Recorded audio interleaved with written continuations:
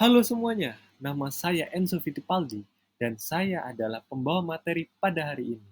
Materi pada hari ini adalah kromosom, gen, dan juga DNA.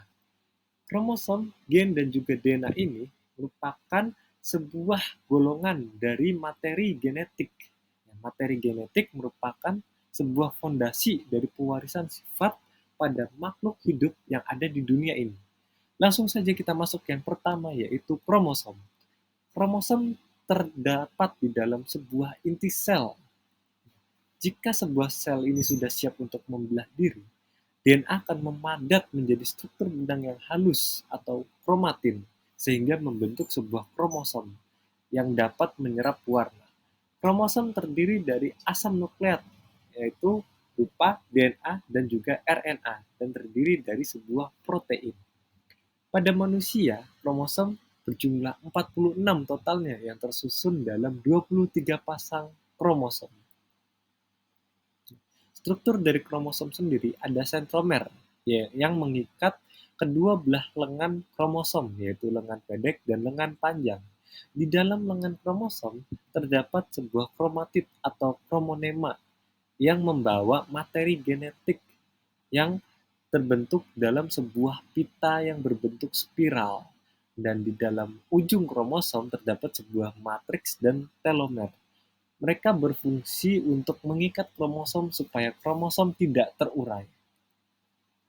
Panjang dari sebuah kromosom sendiri berkisar antara 0,2 sampai dengan 50 mikron dan diameternya berkisar antara 0,2 sampai dengan 50 mikron. Kromosom dibedakan menjadi dua berdasarkan fungsinya. Yang pertama ada kromosom tubuh atau yang biasa kita sebut dengan autosom.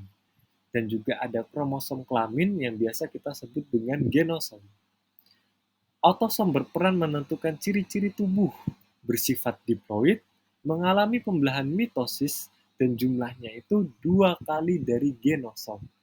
Dan genosom berperan untuk menentukan jenis kelamin, bersifat haploid, dan mengalami pembelahan meiosis, jumlahnya itu setengah dari autosom. Berdasarkan letak sentromer, kromosom dibagi menjadi metasentrik, yaitu letak sentromer berada tepat di tengah antara dua lengan kromosom, sehingga membagi lengan kromosom yang sama panjang.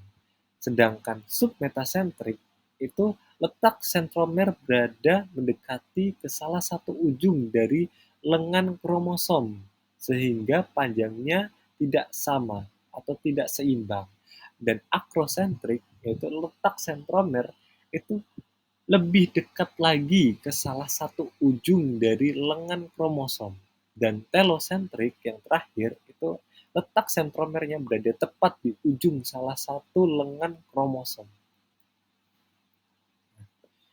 Pada tubuh manusia, terdapat sepasang kromosom yang sifatnya diploid, yaitu berasal dari indukan jantan berupa spermatozoa ataupun sperma, dan dari indukan betina, yaitu ovum ataupun sel telur. Nah, kromosom ini disebut dengan kromosom homolog yang berjumlah 23 pasang yang dapat dituliskan dengan 22 autosom ditambah satu kromosom kelamin, yaitu XX ataupun XY.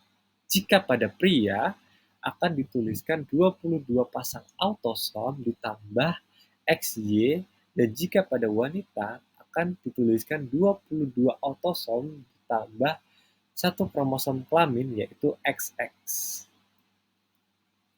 Kromosom homolog adalah kromosom yang berpasangan dan mempunyai struktur yang sama atau lokus-lokus alel yang sama, yaitu 23 pasang kromosom homolog terdiri dari 22 pasang kromosom tubuh dan satu pasang kromosom kelamin.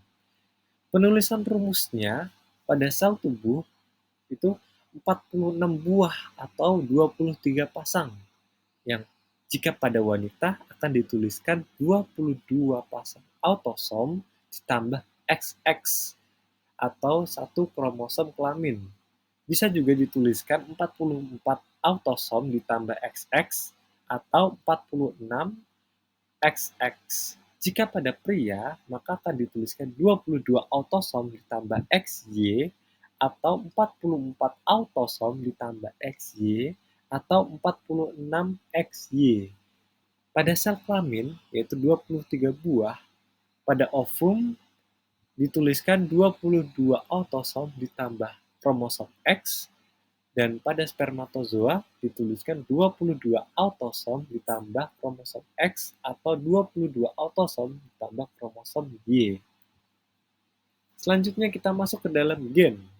Gen merupakan unit terkecil dari suatu makhluk hidup yang mengandung substansi hereditas yang dapat menentukan sifat dari sebuah individu. Gen adalah sebuah bagian kecil dari DNA yang membawa kode genetik. Terdapat dalam lokus di kromosom, terdiri dari asam nukleat yaitu DNA dan RNA serta protein yang berukuran berkisar 4 sampai dengan 8 mikron. Kemudian ada struktur-struktur dari gen. Struktur dari sebuah gen dituliskan dengan huruf kapital itu merupakan sifat dari gen yang dominan. Namun jika dituliskan dengan huruf kecil itu merupakan sifat dari sebuah gen yang resesif. Susunan gen dalam individu disebut dengan genotip atau kumpulan gen, dan fenotip merupakan bentuk manifestasi fisik atau ekspresi sifat-sifat gen. Sifat-sifat gen. Yang pertama, gen mengandung materi genetik. Gen juga menyampaikan informasi genetik. Kemudian gen mempunyai tugas dan fungsi yang berbeda. Dan gen telah ditentukan kombinasi basa nitrogennya. Gen dapat berduplikasi dan mengatur proses metabolisme dan perkembangan di dalam tubuh. Selanjutnya kita masuk ke dalam DNA. DNA itu adalah materi genetik yang diwarisi organisme dari sebuah induknya. DNA sendiri merupakan singkatan dari deoksiribonukleik asid yang terbuat dari monomer nukleotida. DNA berbentuk double helix yang terdiri dari 2 rantai nukleotida, dan setiap nukleotida terdiri dari molekul gula, gugus fosfat, dan juga basa yang mengandung nitrogen.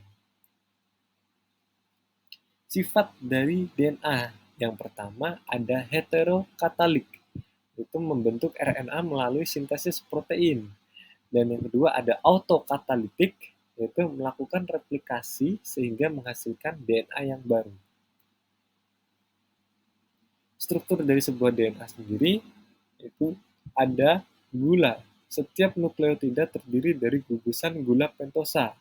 Kemudian ada basa nitrogen yang terdiri dari 2 golongan, yaitu purin adalah susunan dari adenin dan guanin, dan pirimidin susunan dari sitosin dan timin. Kemudian ada asam fosfat sebagai penghubung dari 2 gugusan gula. Pasangan-pasangannya itu adalah guanin dan sitosin yang dihubungkan oleh 3 ikatan hidrogen, sedangkan adenin dan timin dihubungkan oleh 2 ikatan hidrogen. Nah, ini dia penjabarannya yang lebih detail lagi. Guanin dan sitosin bisa dilihat di sini di atas. Guanin dan sitosin dihubungkan oleh 3 ikatan hidrogen, sedangkan di bawahnya adenin dan timin dihubungkan oleh 2 ikatan hidrogen. Kemudian basa nitrogen membentuk rangkaian dengan gula deoksiribosa menjadi nukleosida atau deoksiribonukleosida. Nukleosida bergabung dengan gugus fosfat membentuk nukleotida dan deoksiribonukleosida. Beberapa nukleosida membentuk molekul-molekul DNA. Selanjutnya ada replikasi DNA, yaitu adalah kemampuan dari DNA menggandakan dirinya sehingga memperoleh DNA yang baru. Ini terjadi pada saat mitosis, dan ada 3 jenis replikasi DNA. Yang pertama ada replikasi konservatif, yang kedua ada replikasi semi-konservatif, yang ketiga atau yang terakhir ada replikasi dispersif. Ini adalah 3 jenis dari replikasi DNA tersebut. Yang pertama ada replikasi konservatif, yaitu DNA induk atau DNA asal menghasilkan DNA yang baru secara utuh. Nah, jika replikasi konservatif, itu DNA induk menjadi dua buah rantai yang tunggal, masing-masing akan membentuk DNA yang baru. Dan jika replikasi dispersif, itu DNA induk akan menjadi rantai yang terputus-putus.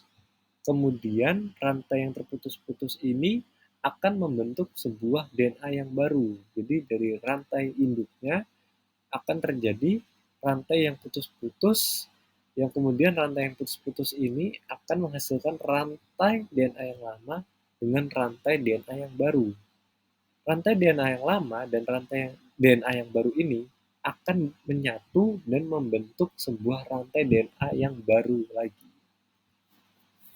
Nah, kemudian ada enzim yang bekerja di dalam replikasi DNA. Yang pertama ada enzim ligase, yaitu menyambung rantai tunggal DNA yang baru terbentuk. Yang kedua ada enzim polimerase, yaitu merangkai rantai-rantai mononukleotida untuk membentuk DNA yang baru. Yang terakhir ada enzim helikase, yaitu menghidrolisis rantai ganda polinukleotida menjadi rantai tunggal mononukleotida. Nah, dalam replikasi DNA, terkadang muncul masalah dalam proses penggandaan yang akan menyebabkan sebuah perubahan yang biasa disebut dengan mutasi. Nah, dalam DNA saja dapat menimbulkan sebuah masalah ataupun salah proses. Maka dari itu tidak ada yang sempurna. Saya juga akan mengucapkan maaf jika saya ada salah-salah kata ataupun kata-kata yang tidak berkenan atau mungkin kata-kata yang kurang jelas, dan maafkan saya jika ada patah-patah kata pada saat saya menjelaskan materi pada hari ini. Sekian dan terima kasih. Itu adalah dari saya pada materi hari ini. Kita akan berjumpa kembali pada materi yang berikutnya. Sampai jumpa.